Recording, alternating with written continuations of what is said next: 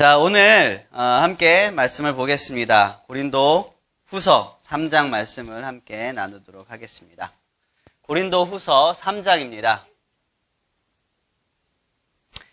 13절부터 17절까지의 말씀이에요. 우리가 함께 한 절씩 교독하고 마지막 절은 함께 했습니다. 신약성경 289쪽에 있습니다. 한 절씩 교독하고 마지막 절은 함께 읽겠습니다. 찾으셨죠? 읽겠습니다. 제가 먼저 읽겠습니다. 우리는 모세가 이스라엘 자손들에게 장차 없어질 것에 결국을 주목하지 못하게 하려고 수건을 그 얼굴에 쓴 것 같이 아니하노라.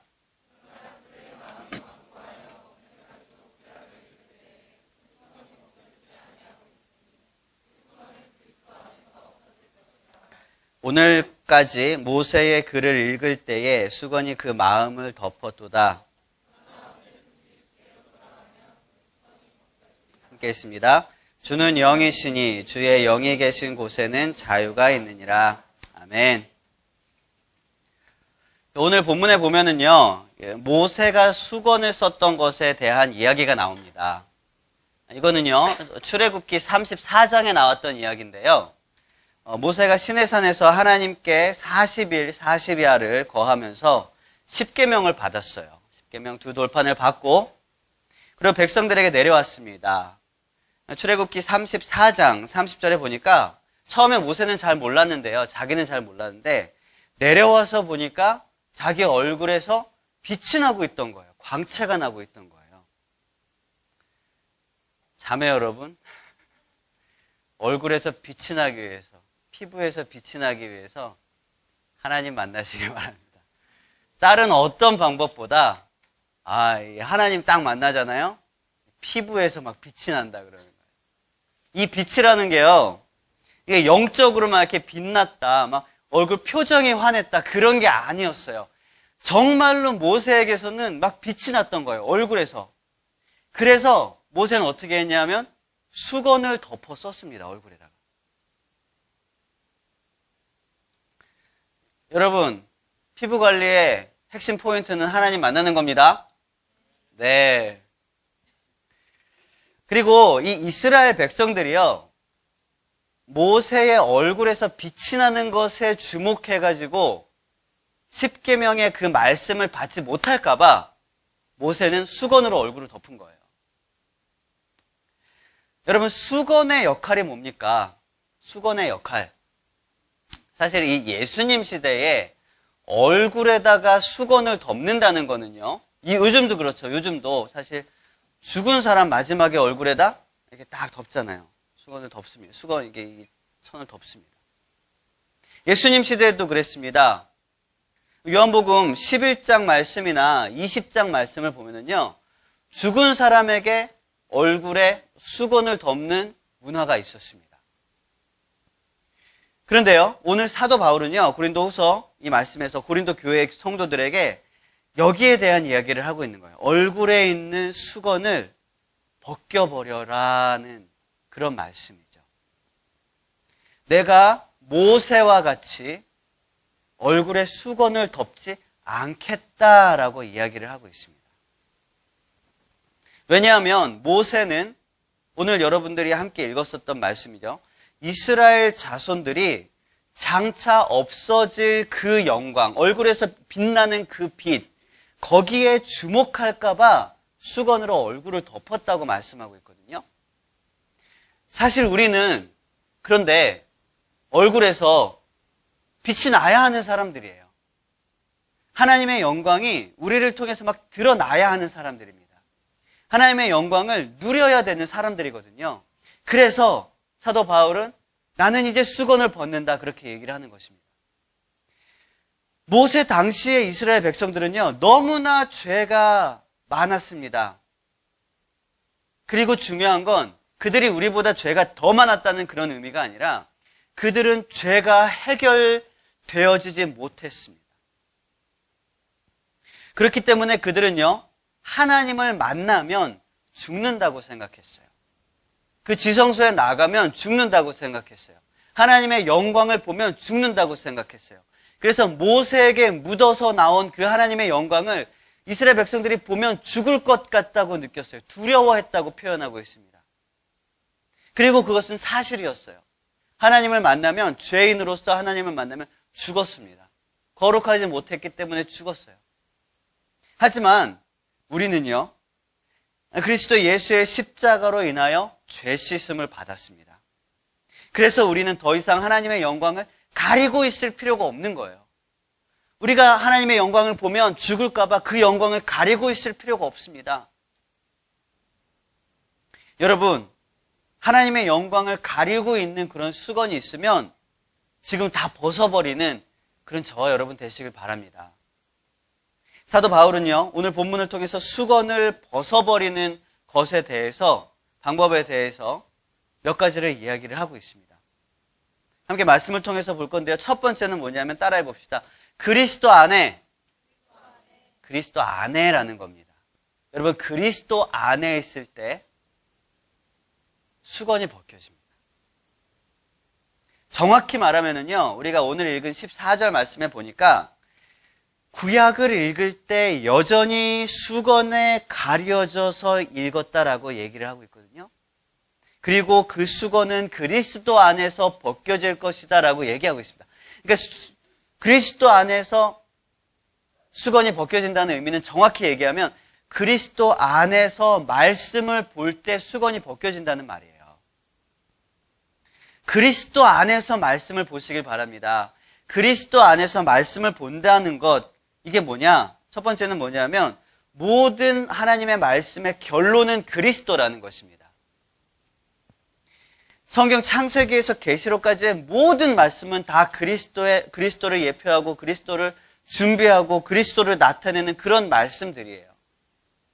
성경 말씀은요, 그리스도의 사역과 그리스도의 죽음과 그리스도의 사랑을 나타내는 그런 구절들로 가득합니다. 그렇기 때문에 성경의 모든 말씀을 우리는 그리스도와 관련해서 봐야 한다는 거예요. 이게 그리스도 안에서 말씀을 본다는 첫 번째 의미입니다. 두 번째 의미는요, 그리스도 안에서 말씀을 본다는 것은 하나님께서 이 말씀을 통해서 지금 여러분들을 만나고 싶어 하신다는 그 말씀입니다. 그리스도 안에서 하나님께서는 그리스도를 통하여 말씀을 통해서 지금 저와 여러분을 만나고 싶어 하신다는 뜻이에요.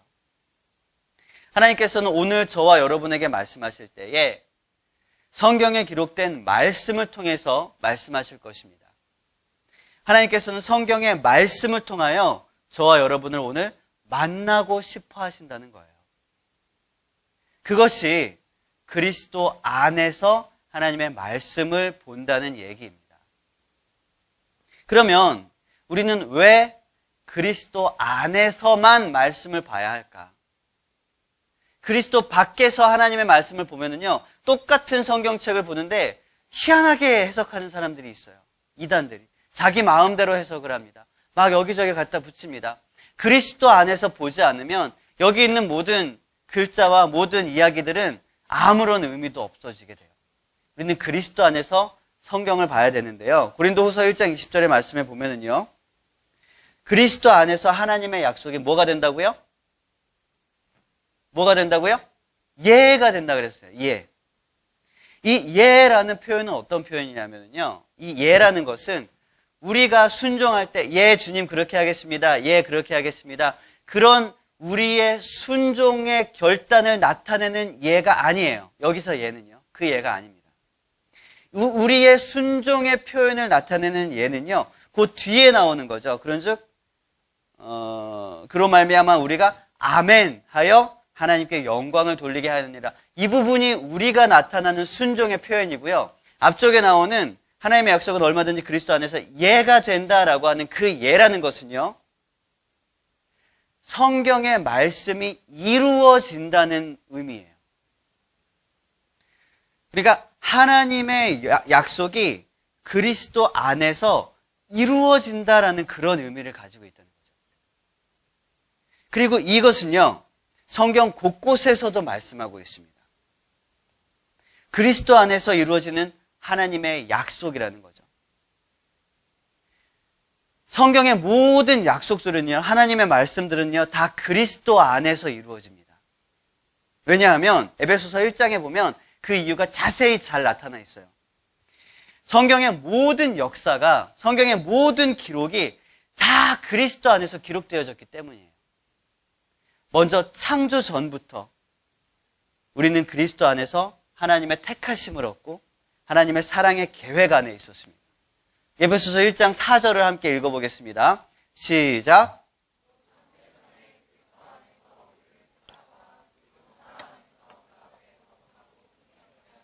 네, 뿐만 아니라 이 세상과 이 세상의 모든 창조물들은 그리스도 안에서 예정된 경륜이 이루어지게 되는 거예요. 그러니까 이 세상의 모든 돌아가는 이치들이 다 그리스도 안에서 통일되어진다는 것입니다. 이게 에베소서 1장 9절과 10절의 말씀이에요. 눈으로만 훌딱 한번 보세요. 그리고 마지막으로 그리스도 안에서 부활의 소망도 이루어진다는 것입니다. 창세 전부터 지금 이루어지고 있는 모든 것들, 그리고 마지막으로 하나님의 약속, 그리스도 안에서 우리가 하나님께서 우리에게 주시는 그 부활의 소망이 그리스도 안에서 이루어진다는 거예요. 1장 20절 함께 읽어보겠습니다. 시작.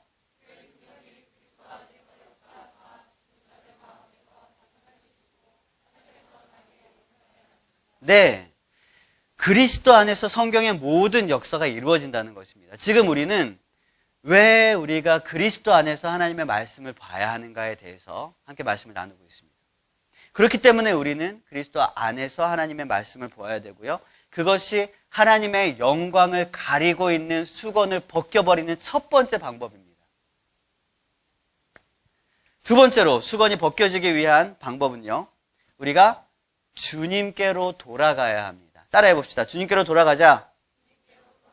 우리가 함께 읽었던 말씀이에요. 16절 말씀인데요. 다시 한번 읽어봅니다. 시작. 주님께로 돌아간다는 것이 무엇입니까? 주님께로 돌아간다. 주님께로 돌아간다. 회개를 말합니다. 회개. 주님께로 돌아간다. 회개라는 것은요, 세 가지 측면에서 관계가 다시 설정되어지는 것입니다. 첫 번째는 하나님과의 관계예요. 하나님과의 관계가 회개를 통해서 다시 설정되어집니다. 처음에 회개하기 전에 하나님은 우리의 심판자였습니다. 우리의 행동대로 심판하시고 우리가 죄를 지었으면 멸하시는 하나님이었습니다. 그것이 구약의 하나님이고 공의의 하나님이십니다. 그런데 우리가 회개함으로 하나님은 우리의 아버지가 되어지셨습니다. 사랑의 하나님, 평안을 주시는 하나님이 되어지시는 거예요. 그러나 하나님은 여전히 공의의 하나님이고 심판의 하나님이고 정의의 하나님이에요. 하나님의 성품이 변한 것이 아니라 우리와 하나님과의 관계가 변한 거예요. 이게 회개의 첫 번째 의미입니다. 주님께 돌아가는 것의 첫 번째 의미예요. 두 번째 의미는요, 죄와의 관계가 재설정되어집니다. 죄와의 관계, 우리는 죄가 주는 아주 작은 쾌락을 놓치고 싶어 하지 않아요. 그래서 그 쾌락 때문에 죄를 알면서도 짓습니다. 그러나 우리가 회개하고 주님께 돌이키게 되면, 매일매일 회개하고 주님의 이름을 부르면 그 죄가 주는 작은 쾌락보다 그 죄에 대한 더러움이 훨씬 더 크게 느껴지는 거예요. 죄에 대한 거부감이 훨씬 더 크게 느껴지는 거예요. 그래서 죄를 멀리하게 되고 죄에서 승리를 할 수 있게 되어지는 것입니다. 여러분, 얼마 전까지만 해도 여러분 현미 아시죠? 현미가 너무 몸에 좋은 거라고 막 현미차, 현미, 일부러 현미를 이렇게 해서 먹고 막 그랬습니다. 근데 제가 얼마 전에 현미에 대한 인터넷 기사를 보게 됐어요. 현미가 물론 좋아요. 그 현미에 붙어있는 그 쌀에 눈에 영양분이 많아서 좋다는 거예요. 그래서 도정을 다 해가지고 쌀 눈까지 다 벗겨내면 영양분 다 벗겨진다. 이렇게 얘기를 하더라고요. 정확한 건 아닐지도 몰라요. 근데 저 그냥 예를 드는 겁니다. 현미 관련된 업종에 있으신 분들은 잘 알아보고 다시 이렇게 해보십시오. 네. 근데 제가 이렇게 인터넷에 글에 보니까 현미가 그 현미의 눈에는 영양분이 참 좋은데 그 겨 있잖아요. 쌀 겨. 쌀을 이렇게 덮어 쓰고 있는 그 부분에는 독소가 훨씬 더 많다는 거죠.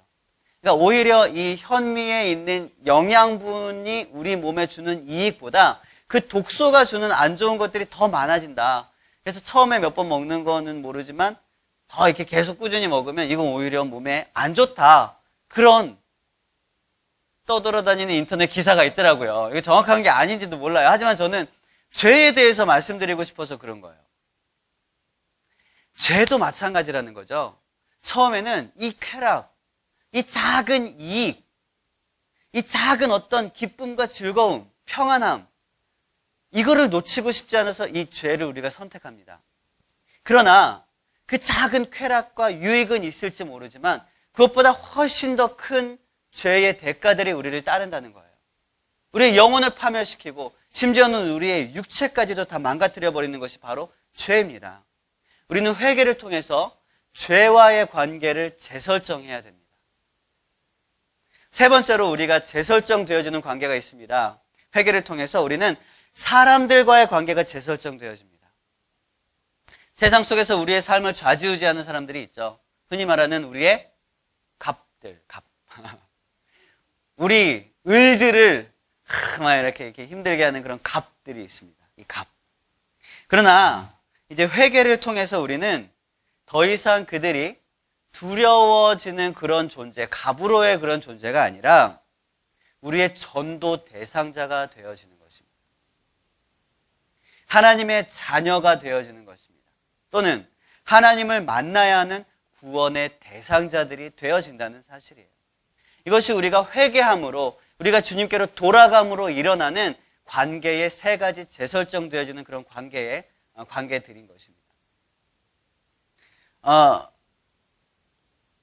주님께로 돌아감으로써 우리는 우리 얼굴에 수건을 벗겨버릴 수 있다고 방금 말씀을 드렸습니다. 수건을 거두어버리는 첫 번째 방법이 누구 안에 있는 거라고요? 그리스도 안에 있는 것. 두 번째 방법은 누구로 돌아가라? 주님께로 돌아가라. 주님께로 돌아가라. 하나님께로 돌아가라. 세 번째, 마지막으로 수건을 거두어버리는 세 번째 방법은요, 성령을 구하는 것입니다. 따라해 봅시다. 성령을 구하라. 고린도후서 3장 17절이죠. 우리가 읽었던 말씀입니다. 주는 영이시니 주의 영이 계신 곳에는 자유가 있느니라. 자유가 있느니라. 수건이 벗겨진다는 의미예요. 자유롭게 되어지는 것입니다. 주의 영이신 성령, 주의 영은 성령을 말하죠. 성령은 보혜사입니다. 보혜사는 바로 곁에서 우리를 도우시는 분이에요. 성령이 우리를 도우신다는 것인데요, 우리의 어떠함을 도우실까요? 먼저는 우리가 그리스도 안에 거할 수 있도록 도우십니다. 그리고 또 하나는 우리가 주님께로 돌아갈 수 있도록 우리를 도우시는 거예요. 우리는 성령으로 인하여 그리스도 안에서 말씀을 볼 수 있는 지혜가 생기고 영안이 열리게 됩니다. 그리고 우리는 성령으로 인하여 하나님께로 돌아갈 수 있는 길이 보이고 또 그것을 선택할 수 있는 담대한 믿음이 생겨지게 되는 것입니다. 그렇기 때문에 믿음의 길을 가는 우리에게 성령님은 꼭 필요한 것이에요. 누가복음 11장에 보면 구하는 자에게 성령을 주시지 않겠느냐라고 말씀하시는 예수님의 말씀이 기록되어 있습니다. 성령은 구하는 자에게 주시는 하나님의 은혜입니다. 여러분, 성령을 구하여서 날마다 성령의 충만한 능력을 누리시는 그런 저와 여러분 되시길 바랍니다. 그럼 성령을 구하면 성령이 임재하여져서 성령 충만하여지게 되면 어떻게 될까? 어떻게 될까요? 저희 막내 아들이 요엘입니다. 아까 저기서 아빠를 부르면서 뛰어다녔던 그 김요엘이. 그 요엘서 2장 28절에 보면은요. 이런 말씀이 있습니다. 함께 읽어보겠습니다. 시작.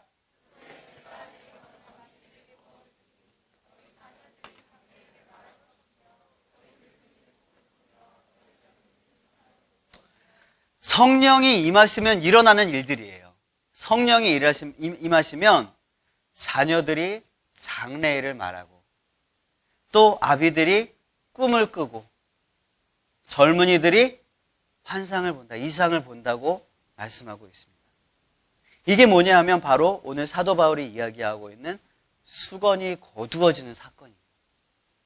수건 때문에 보지 못했던 장래일, 이 땅에 돌아가고 있는 모든 하나님의 그런 원칙들, 또 앞으로 우리가 보아야 할 그런 비전과 이상, 환상의 그 하나님의 나라, 또 우리의 입술에 하나님의 말씀, 이 모든 것들이 수건으로 가려져 있었다는 거예요. 여러분, 성령 충만하심으로 우리 안에 하나님의 영광을 가리고 있는 모든 수건들을 다 거두어 버리는 그런 저와 여러분이 되시길 주님의 이름으로 축원을 드립니다. 말씀을 정리하겠습니다. 저는 수건을 거두어 버리는 것을 묵상하면서 이런 마음이 들었어요. 여러분, 복싱이나 격투기 같은 그런 경기들 있잖아요. 그런 거 할 때 이거 아세요? 코치가 감독이 링으로 수건을 던지면 그게 무슨 뜻입니까? 기권한다는 거죠. 기권하겠다, 포기하겠다. 선수의 의지와 상관없이 감독이 볼 때, 야, 이 게임 안 되겠다 싶으면 이렇게 수건을 던집니다. 그죠? 그런 룰을 여러분 알고 있을 겁니다.